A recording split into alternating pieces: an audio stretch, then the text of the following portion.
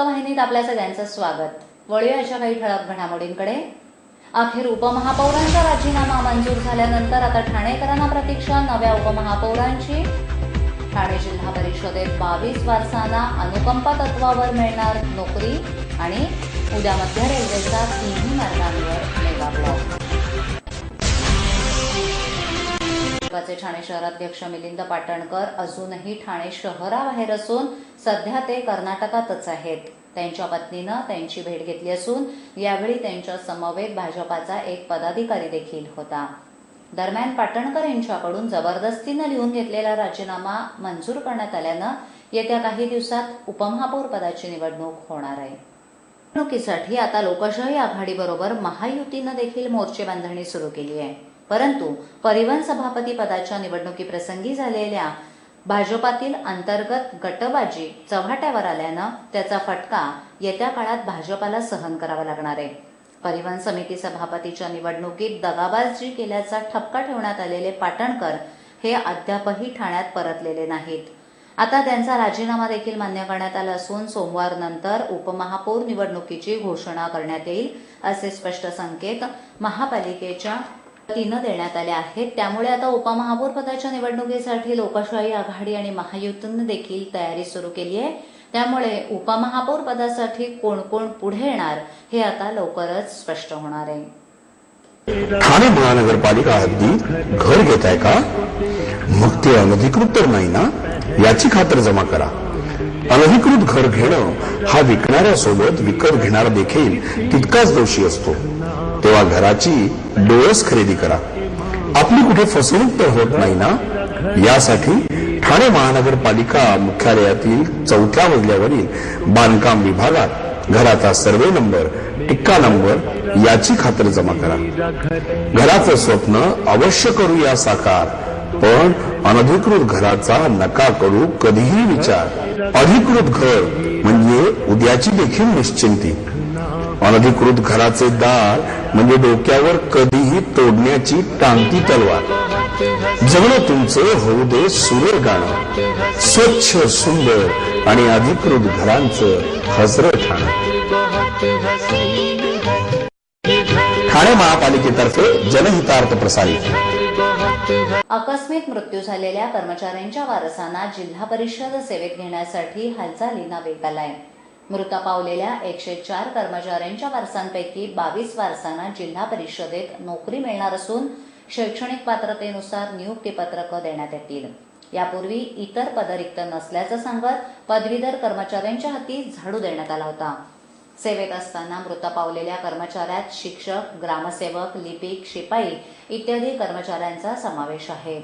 मृत पावलेल्या 104 कर्मचाऱ्यांच्या वारसांचे प्रस्ताव 2005 पासून सामान्य प्रशासन विभागाकडे प्रलंबित होते। या कर्मचाऱ्यांची श्रेष्ठतेप्रमाणे यादी तयार करून त्या यादीतील वारसांकडून ऑक्टोबर 2013 मध्ये हरकती मागवण्यात आल्या होत्या। 104 वारसांपैकी 2 वारस दुसरी आणि तिसरी पास असल्यानं त्यांना अनुकंपा तत्वावर कोणत्या पदावर नोकरी देण्यात यावी या विषयावर प्रशासनाला डोकेदुखी निर्माण झाली आहे। त्यामुळे कमी शिकलेल्या वारसांना सेवेचा लाभ मिळण्यासाठी शैक्षणिक पात्रता अट शिथिल करण्याबाबतचा प्रस्ताव कोकण विभागीय आयुक्तांना सादर करण्यात आला आहे। शैक्षणिक पात्रतेची अट शिथिल झाल्यानंतर या 2 कर्मचाऱ्यांना शिपाई पदावर थेट नियुक्ती देण्यात येणार आहे। उर्वरित 20 कर्मचाऱ्यांना त्यांच्या शैक्षणिक पात्रतेनुसार कनिष्ठ लिपिक, वरिष्ठ लिपिक, ग्रामसेवक, शिपाई या रिक्त पदांवर थेट नियुक्त्या करण्यात येणार आहेत। यापूर्वी अनुकंपा भरतीत मोठ्या प्रमाणात गोंधळ झाला होता। कनिष्ठ आणि वरिष्ठ लिपिक, ग्रामसेवक आणि विस्तार अधिकारी इत्यादी पद रिक्त नसल्याचं सांगून मृत कर्मचाऱ्यांच्या वारसांच्या हाती झाडू देण्यात आला होता, तर थेट लक्ष्मी दर्शन देणाऱ्यास वरिष्ठ लिपिक आणि विस्तार अधिकारी पदावर नियुक्ती दिल्याची प्रकरणं उघडकीस आली होती। अनुकंपा तत्वावर शिपाईपदी कार्यरत पी.बी. कहू, एस.ए. जाधव आणि मोहम्मद फरास इत्यादी कर्मचाऱ्यांकडून लक्ष्मी दर्शन झाल्यानंतर तत्कालीन उपमुख्य कार्यकारी अधिकारी जे.आर. तेलखडे यांनी या कर्मचाऱ्यांना कनिष्ठ लिपिक पदावर नियुक्ती देण्याऐवजी थेट वरिष्ठ लिपिक पदावर नियुक्त्या दिल्या होत्या, तर आर.एच. सोनावणे यास अनुकंपा तत्वावर थेट ग्रामपंचायत विभागाच्या विस्तार अधिकारी पदावर बसवण्यात आलं। त्यामुळे या अनुकंपा भरतीत लक्ष्मी दर्शनामुळे कुणावर अन्याय होणार नाही याची दक्षता जिल्हा परिषद मुख्य कार्यकारी अधिकारी शेखर गायकवाड यांना घ्यावी लागणार असल्याचं बोललं जातंय. बाबा उद्या फी भरावीच लागणार. पैसे पाठवू कसे? सोपं आहे. TJSB मध्ये खातं आहे. हो आहे. गुड.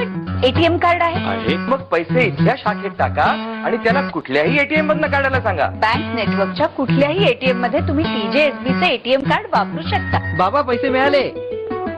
आता बँकिंग इज नो टेन्शन यार. पुण्यामध्ये फुटपाथवर मातेच्या कुशीत झोपलेल्या 3 महिन्याच्या मुलीला पळवून नेल्याची घटना घडली आहे.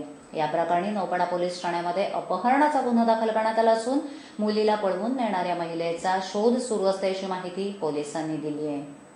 परिसरातील चिंतामणी ज्वेलर्स जवळील एका गल्लीत तक्रारदार सुनीता जयस्वाल ही महिला आपल्या 3 महिन्याच्या चिमुकलीला घेऊन झोपली होती. याच दरम्यान मुलगी रडत असल्याचं पाहून तिथे पूनम नावाची एक महिला आली.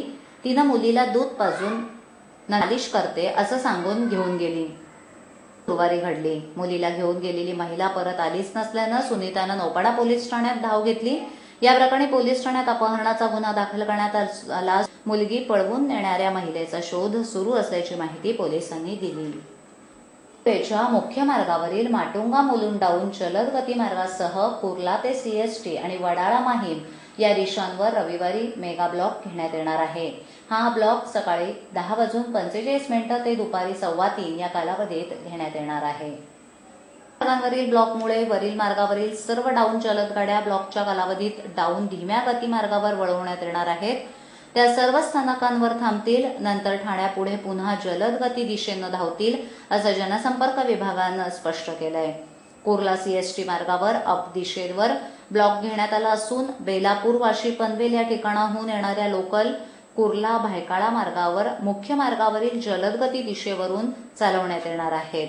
त्यामुळे या कालावधीत केवळ माटुंगा दादर आणि परळ स्थानकामध्ये या लोकल थांबतील. यानंतर त्या पुन्हा धीम्या गती मार्गावरून चालवण्यात येणार आहेत. घडामोडी शेवटी पुन्हा एकदा अखेर उपमहापौरांचा राजीनामा मंजूर झाल्यानंतर आता ठाणेकरांना प्रतीक्षा नव्या उपमहापौरांची. ठाणे जिल्हा परिषदेत 22 वारसांना अनुकंपा तत्वावर मिळणार नोकरी आणि उद्या मध्य रेल्वेचा 3 मार्गांवर मेगा ब्लॉक. त्यातील काही सूचना अथवा समस्या असल्यास ते आमच्यापर्यंत जरूर पोहोचवा. आम्ही तुमचा आवाज नागरिकांपर्यंत नक्की पोहोचवू. आम्हाला संपर्क करण्यासाठी आमचा पत्ता आवाज माझा 103 साईलेक आदर्श नगर समोर कोलघाट रोड ठाणे पश्चिम. आमचा दूरध्वनी क्रमांक 9773503326. पुन्हा भेटू याच वेळी याच ठिकाणी काही नवीन घडामोडींसह आवाज माझा वृत्तवाहिनीत. तोपर्यंत नमस्कार.